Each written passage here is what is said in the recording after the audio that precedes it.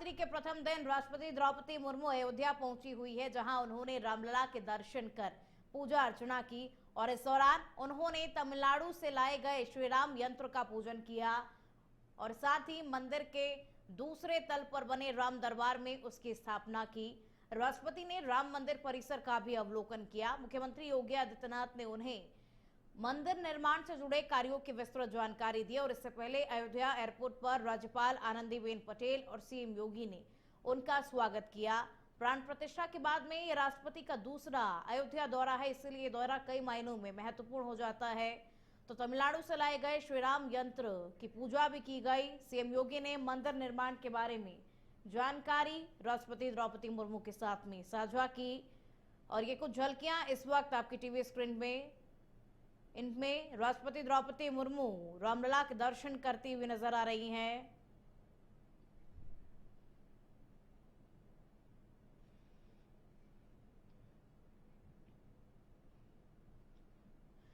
और ज्यादा जानकारी के साथ में UP bureau chief Danish Warsi phone line पर जुड़ चुके हैं। दानिश, राष्ट्रपति अयोध्या पहुंची हुई है, किस तरीके की तैयारी और क्या कुछ ज्यादा जानकारी?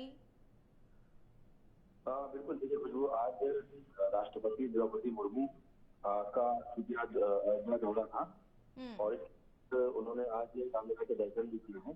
यहाँ पर उनका स्वागत मुख्यमंत्री, गवर्नर और कैबिनेट के कई वरिष्ठ मंत्रियों के साथ हुई है। हालांकि जो द्रौपदी मुर्मू ने अयोध्या पहुंचकर सबसे पहले तो राम मंदिर में पूजा अर्चना की है, फिर गर्भगृह भगवान में राम की आराधना करते हुए राम नाम जन स्थापना कार्यक्रम में हिस्सा लिया है और उनके स्वागत में प्रमुख नेताओं ने भाग लिया है। सुरक्षा के फिलहाल कड़े इंतजाम थे। ये दौरा धार्मिक और सांस्कृतिक दृष्टि से दोनों तरफ से महत्वपूर्ण माना जा रहा है और क्योंकि नवरात्र का पहला दिन भी है, तो राष्ट्रपति द्रौपदी मुर्मू दिल्ली से सीधे अयोध्या पहुंचे हैं और उन्होंने विधिवत पूजा अर्चना करने के बाद भगवान राम के दर्शन भी कर लिए हैं। और दर्शन करने के बाद भी उन्होंने जो मुख्यमंत्री योगी आदित्यनाथ हैं, गवर्नर हैं और ब्रिजेश पाठक हैं, यानी जो कैबिनेट है, डिप्टी सीएम में सबसे मुलाकात भी नहीं की है। हालांकि राष्ट्रपति का जो दौरा है ये दोपहर के 3:30 बजे तक अयोध्या में रहेगा। दानिश, अब आगे के क्या कुछ कार्यक्रम है राष्ट्रपति के? नहीं, अभी देखिए 3:30 बजे तक तो राष्ट्रपति अयोध्या में रहेंगी और ये महर्षि वाल्मीकि एयरपोर्ट 3:30 बजे पहुंचेंगी, जहां उनका भव्य स्वागत किया जाएगा और राज्यपाल आनंदीबेन पटेल, मुख्यमंत्री और डिप्टी सीएम कई सहित लोग उनकी परंपराओं के अनुसार तिलक लगाकर उन्हें पुष्पगुच्छ भेंट कर अभिनंदन करेंगे। और इसके साथ साथ जो राष्ट्रपति के आगमन को लेकर के जो सुरक्षा कर्मी थे वो तैयारियां थी। अब 3:30 के आसपास राष्ट्रपति अयोध्या रुकेंगी और दर्शन करने के बाद जो वहां पर अयोध्या में लोगों को उत्साहित भी करेंगी। मुख्यमंत्री, राज्यपाल और कैबिनेट के कई वरिष्ठ मंत्री साथ में राज्यपाल के 3:30 बजे तक रहेंगे। फिर इसके बाद वो दोबारा एयरपोर्ट से दिल्ली रवाना होंगी। चलिए, बने रहेगा दानिश हमारे साथ में। और इसी बीच एक और खबर का रुख करेंगे तो महाराजगंज के भाजपा कार्यालय में उस समय हंगामा मच गया जब एक महिला ने पैसों के विवाद में एक पदाधिकारी को थप्पड़ जड़ दिया और महिला ने पहले नेता का कॉलर पकड़ा और फिर उसे तमाचा मार दिया और इतना ही नहीं, वो चप्पल लेकर के भी उसकी ओर दौड़ लगाई और जिससे मौके पर अफरा तफरी का माहौल हो गया। वहां मौजूद लोगों ने किसी तरीके से बीच बचाव कर स्थिति को संभाला और इस घटना का वीडियो भी सामने आने की चर्चा है, जिससे राजनीतिक गलियारों में हलचल तेज हो गई है। तो महिला ने पदाधिकारी को थप्पड़ जड़ दिया। हालांकि देखिए, ये विवाद जो है, पैसे के विवाद में मामला जो है बढ़ता चला गया। चप्पल लेकर के नेता के पीछे ये महिला दौड़ी, जिसका वीडियो सोशल मीडिया पर आप जम करके वायरल हो रहा है, क्योंकि अचानक से इस महिला ने पदाधिकारी को थप्पड़ जड़ देती है महिला। और ये वीडियो भी इस वक्त आपकी टीवी स्क्रीन पर है। बीजेपी कार्यालय में थप्पड़ कांड से हड़कंप मचा हुआ है फिलहाल और राजनीतिक गलियारों में हलचल भी तेज हो गई है। और दानिश हमारे साथ में जुड़े हुए हैं। दानिश, ये विवाद आखिर इतना कैसे बढ़ गया? बिल्कुल, जो वीडियो है पहले तो ये सोशल साइट पर अभी कल वायरल हुआ है और ये बीजेपी कार्यालय में कुछ आपसी मीटिंग को लेकर के पहले चर्चाएं चल रही थी। फिर अचानक एक महिला पहुंचती है चूंकि यूपी के महाराजगंज में और देखते ही देखते वो कुछ बात नहीं करती, थप्पड़ों की बरसात कर देती है। जब तक लोग समझ पाते हैं तब तक ये चीज समझ में नहीं आती है, लेकिन महिला जब मार रही होती है तो चिल्लाते चिल्लाते उसके शब्दों में सिर्फ एक ही चीज सुनाई देती है, कुछ पैसे का विवाद है, कुछ पैसे का लेन देन है, उसको लेकर के मारा गया। उसके साथ में महिला ने जब बाद में जब इस वीडियो को वहां पर जो लोग वीडियो बना रहे थे उनको मना करने के लिए कहा गया। इसके बाद जब महिला से जानने की प्रयास किया गया तो महिला तो कुल लोगों ने वहां से हटा दिया, बोलने नहीं दिया गया, लेकिन बीजेपी कार्यालय या बीजेपी जिला जनपद यूनिट की तरफ से अभी तक कोई प्रतिक्रिया सामने नहीं आई है। लेकिन जिस तरीके से महाराजगंज में भाजपा कार्यालय में दानिश, महिला कौन है ये महिला? इस बारे में कोई जानकारी है अभी तक? क्योंकि इस तरीके से महिला सीधे बीजेपी कार्यालय पहुंच जाती है और थप्पड़ जड़ देती है, ये तो बेहद ही निंदनीय है। थप्पड़ मारने वाली महिला भी भाजपा नेत्री बताई जा रही है, इतनी जानकारी मिल पाई है। और अभी ना तो उसकी तरफ से कोई रिएक्शन आया है और ना ही भाजपा की जिला इकाई यूनिट की तरफ से कोई रिएक्शन आया। हालांकि इस बारे में जिला अध्यक्ष से जब बात की गई तो उन्होंने कुछ भी बोलने से भी मना किया हुआ है।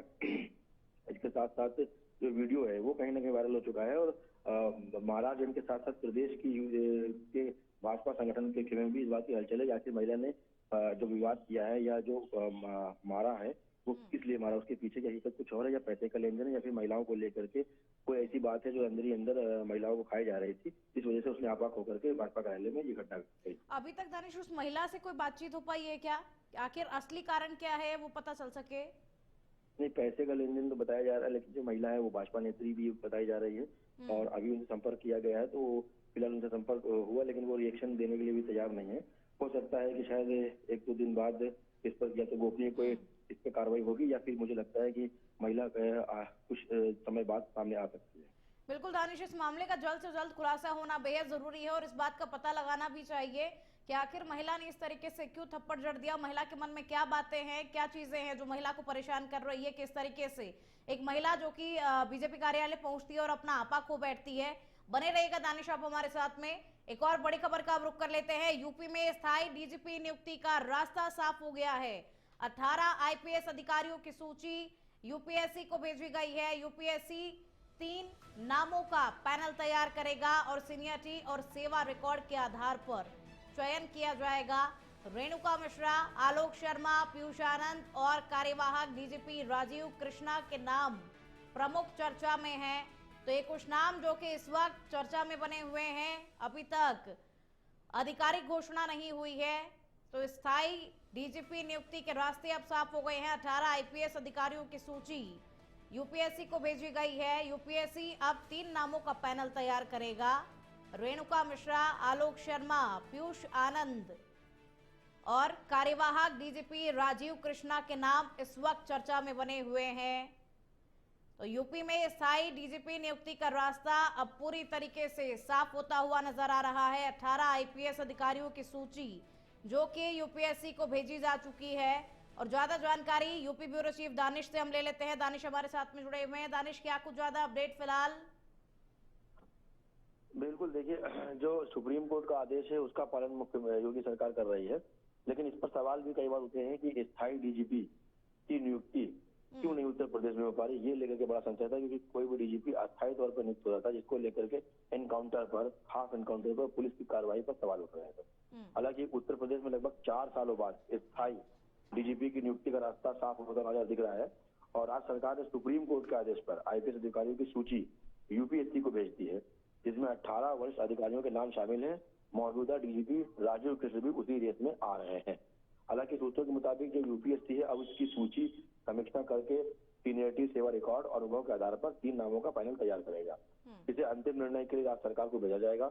दावेदारों में 1990 बैच के रेणुका मिश्रा, आलोक शर्मा और पीयूष आनंद और इसके साथ कार्यवाहक डीजीपी जो भी वर्तमान में राजीव कृष्णा है, ये भी दावेदार माने जा रहे हैं।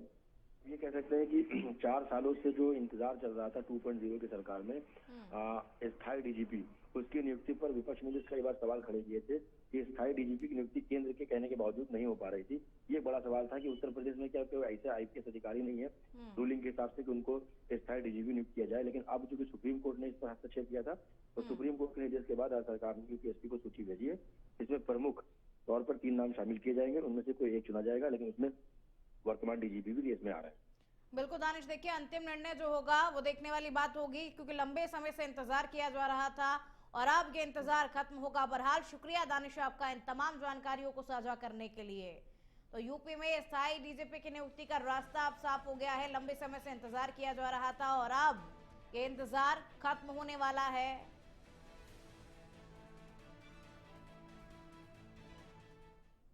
सपा सांसद धर्मेंद्र यादव आज एक मामले में पेशी के लिए बदायूं कोर्ट पहुंचे, जहां उन्होंने खुद को बेगुनाह बताते हुए कहा कि कोर्ट ने भी इस बात को माना है, लेकिन सरकार में अपील की गई है। और इस दौरान उन्होंने एचपीसीएल प्लांट में हुए दोहरे हत्याकांड को लेकर के सरकार पर तीखा हमला बोला। उन्होंने ये आरोप लगाया कि हत्या सुनियोजित थी और इसमें एक जाति विशेष के लोगों को संरक्षण मिला, और साथ ही उन्होंने अधिकारियों की भूमिका पर भी सवाल उठाए और ये कहा कि पीड़ित परिवार की सीबीआई जांच की मांग पूरी तरीके से जायज है, इसमें कुछ भी गलत नहीं है। तो सांसद ने खुद को बेगुनाह बताया है।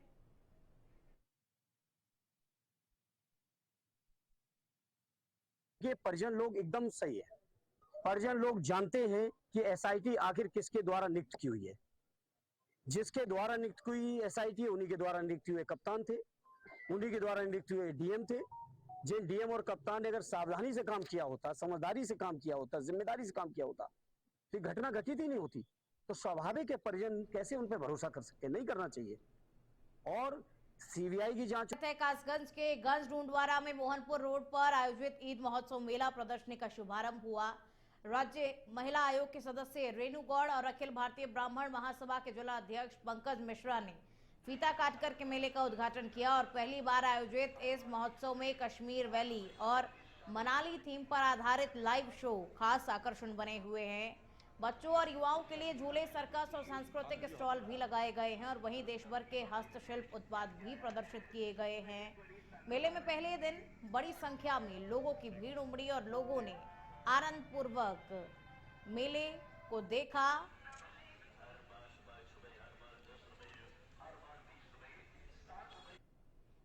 देखिए, जनपद कासगंज में क्षेत्र गंज डोरवारा में जो ईद महोत्सव का आज कार्यक्रम का शुभारंभ मेरे द्वारा किया गया है।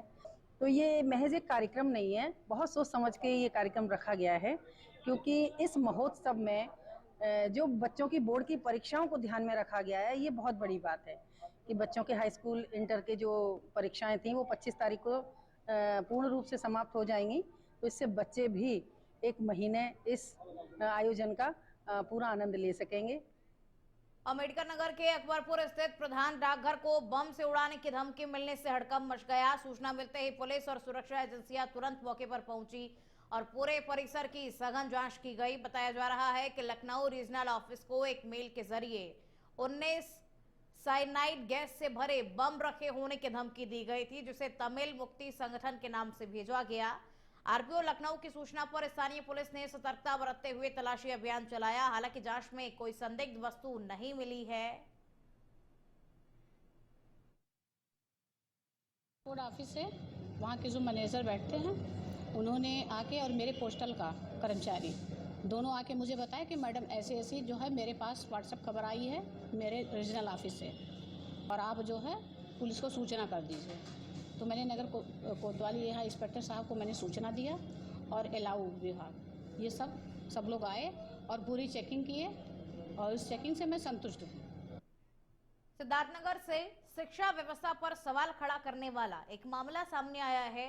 शैक्षणिक भ्रमण पर गई एक छात्रा, जिसे विद्यालय की सबसे तेज छात्रा बताया गया, सामान्य ज्ञान के आसान सवालों का जवाब नहीं दे पाई और ये पूरा मामला भनवापुर ब्लॉक के पीएम श्री भरभटिया बाजार विद्यालय का है, जहां बच्चे कलेक्ट्रेट भ्रमण के दौरान पहुंचे हुए थे और इस घटना ने शिक्षा की गुणवत्ता पर गंभीर प्रश्न खड़े कर दिए हैं। बेसिक शिक्षा अधिकारी शैलेश कुमार ने मामले को संज्ञान में लेते हुए कहा कि शिक्षकों को विषय ज्ञान के साथ साथ बच्चों के सामान्य ज्ञान पर भी विशेष ध्यान देना होगा।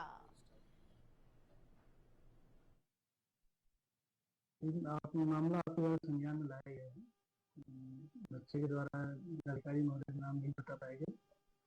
तो जो स्कूल्स हैं उनको यही निर्देश है और जो अपने जिलाधिकारी, अपने मुख्यमंत्री, अपने राष्ट्रपति, प्रधानमंत्री जी का नाम सभी को पता होना चाहिए और स्कूलों से आग्रह यही होगा कि बच्चों को जो सामान्य जानकारी है उनसे अवगत कराएं। गोरखपुर में पूर्व पार्षद राजकुमार चौहान हत्याकांड का पुलिस ने 24 घंटे के भीतर खुलासा कर दिया है। छिरुआताल थाना क्षेत्र में हुई इस सनसनीखेज वारदात में पुलिस ने 2 आरोपियों राज चौहान और विपिन यादव को गिरफ्तार किया है। पुलिस जांच में आपसी विवाद हत्या की मुख्य वजह सामने आई है।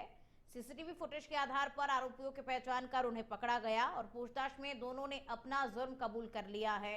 पुलिस अन्य नामजद आरोपियों की तलाश में जुटी हुई है, जबकि पीड़ित परिवार की सुरक्षा के लिए पुलिस बल तैनात कर दिया गया है।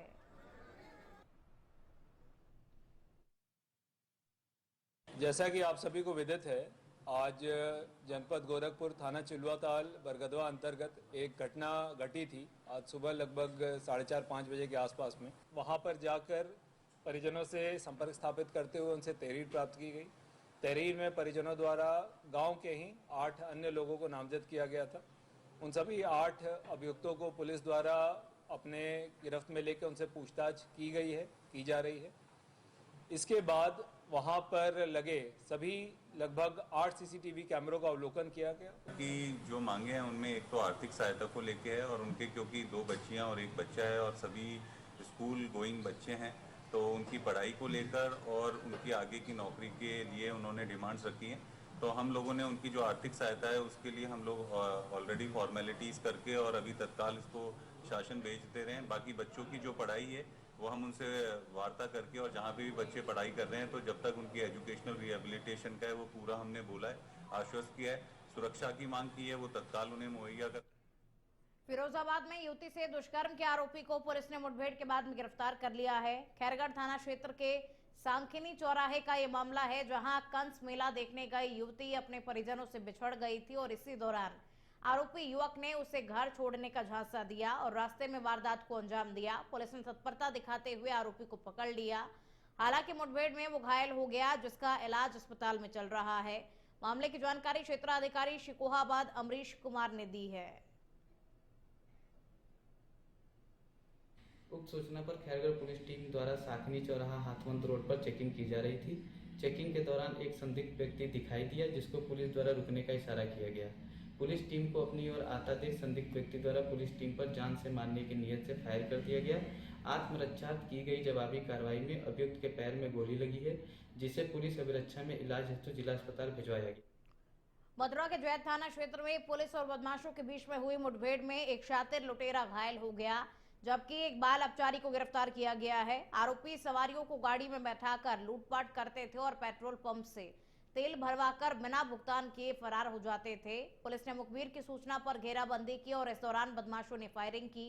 जवाबी कार्रवाई में एक आरोपी के पैर में गोली लगी और पुलिस ने मौके से अवैध हथियार, कारतूस, नकदी और फर्जी नंबर प्लेट लगी कार बरामद की है। थाना जय क्षेत्र में आज पुलिस मुठभेड़ हुई है, जिसमें एक व्यक्ति घायल हुआ है और एक को गिरफ्तार किया गया है। ये दिनांक 16/3/2026 को 5:30 बजे चौमाह का एक मधु नाम का व्यक्ति थे, जो कि अपनी ड्यूटी करने के लिए फरीदाबाद जाने के लिए वहाँ पे खड़े हुए थे।